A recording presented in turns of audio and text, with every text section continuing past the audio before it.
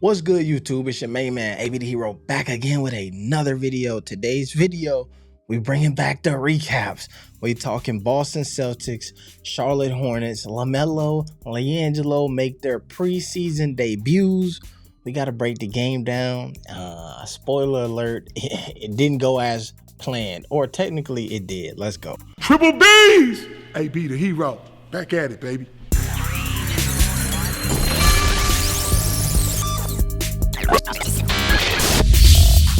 All right, so first things first, I want to apologize because I meant to give y'all some type of pregame content to really set the stage for stuff that you all could look for in today's game, and really tell y'all, don't expect it might be, there's a little bit of, I really wanted to give y'all that stuff.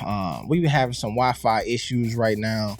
I got a hotspot off the phone. It's just a bunch of stuff around the crib that was throwing the things off. My son had a football game, all of this stuff, coaching, all of that. So that's why you're getting this recap late. And that's why you didn't get the pregame stuff.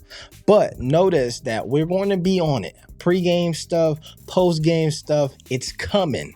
It's coming. And this Wednesday for the Pacer game in Charlotte, we're in the building. So expect the content coming to you live from the building. Y'all know how we do. We're going to turn up. We're going to get it done. Now, let's get into today's game. So I mentioned this. I did not get to do a preseason, pregame, like, here's what I think is going to happen, right? I will tell you that there are a few things that I expected to happen going into this game. I expected LiAngelo Ball and LaMelo Ball not to touch the court at the same time together in this game in Boston.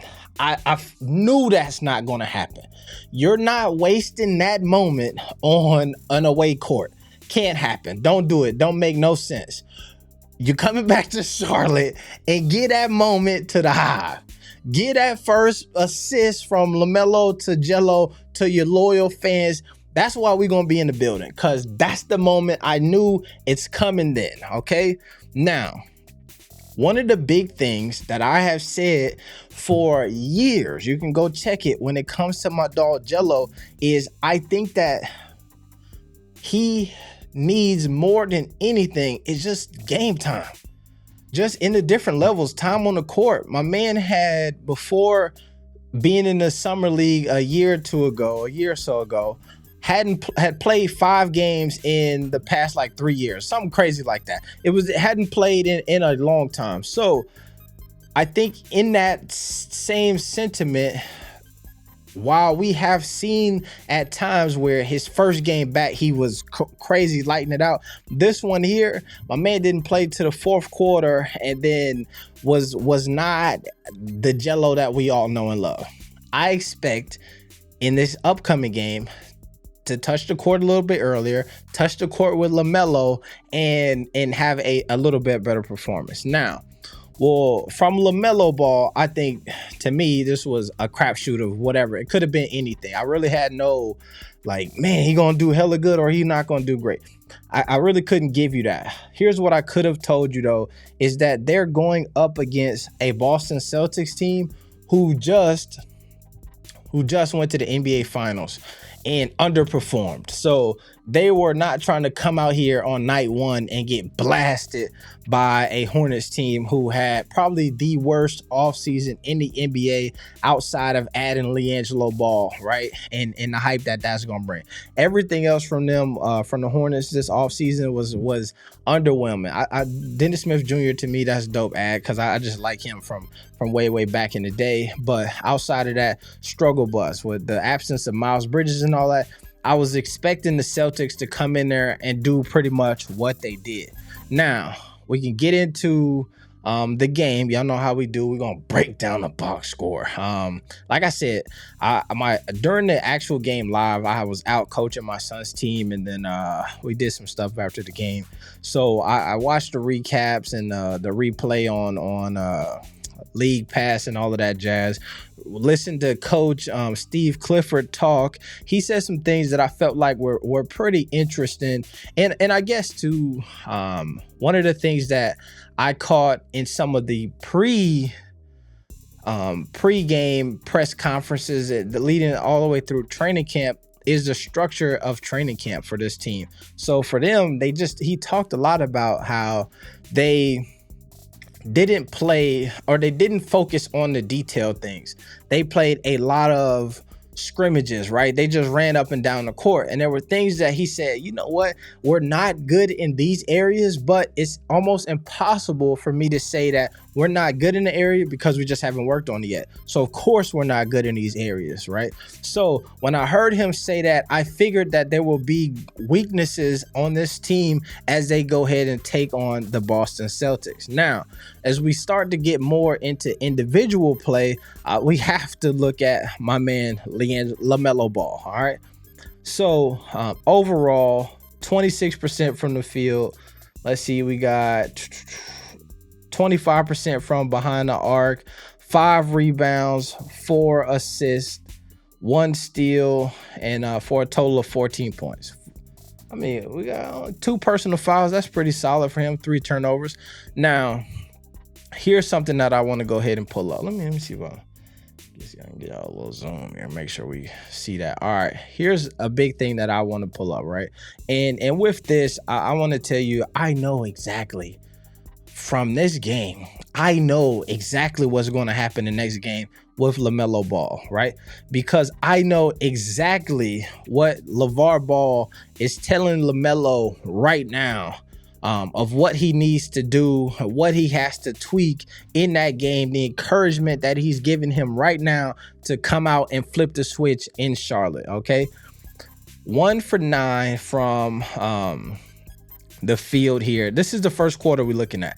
1 for 9 in the first quarter, 5 rebounds, right? So I have always commended LaMelo Ball for this thing of, when he is having an off shooting night, he finds a way to impact the game in some way, right?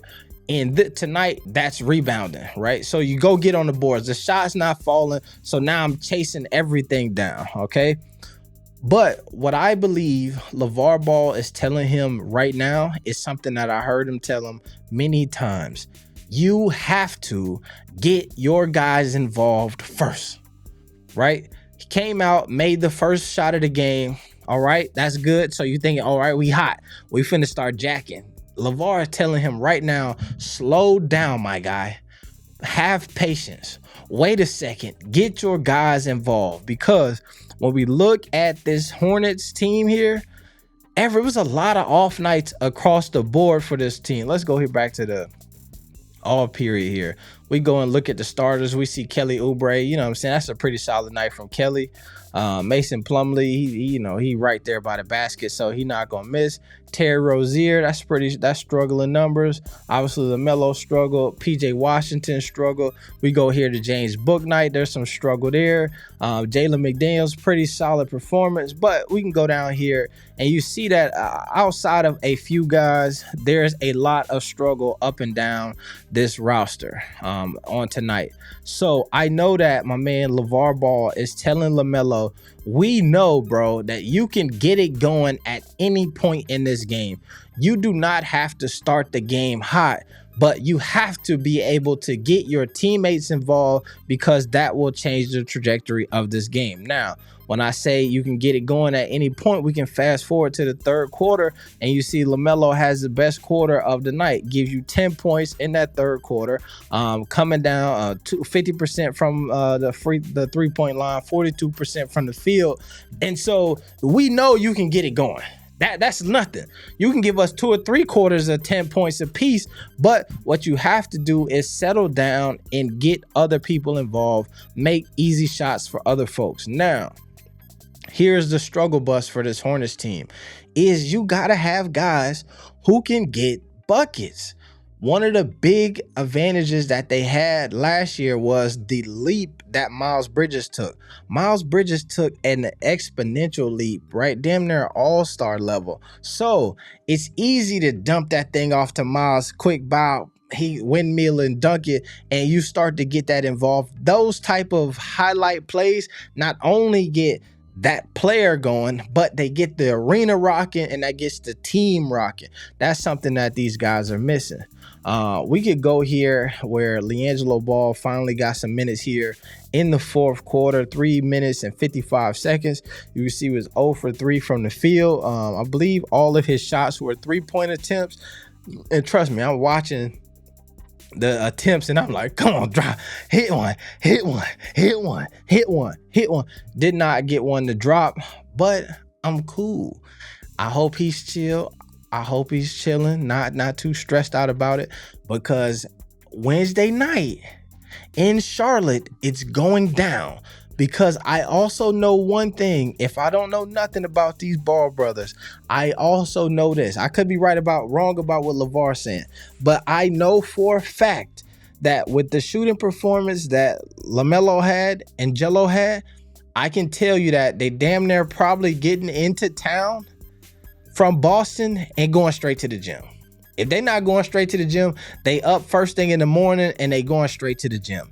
And whatever slump that you got from them tonight, you're not going to get the same slump from them on Wednesday night. And your boy AB the Hero going to be in there like, oh, here we go. Turned up and all of that jazz. So it's going to be going down. All right. I guess let me look at one more thing before we get out of here, because I feel like in the off season, this chair am I getting shorter and shorter? Yo, I need a new chair, man. I paid all this money for this chair and it won't hold.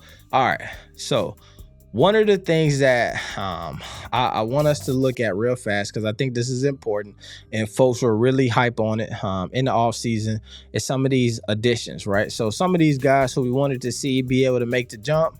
But, you know, right now, probably some nerves, probably a little bit of edge, probably going to come out, have a better game themselves. James Bouknight, the eyes were on him.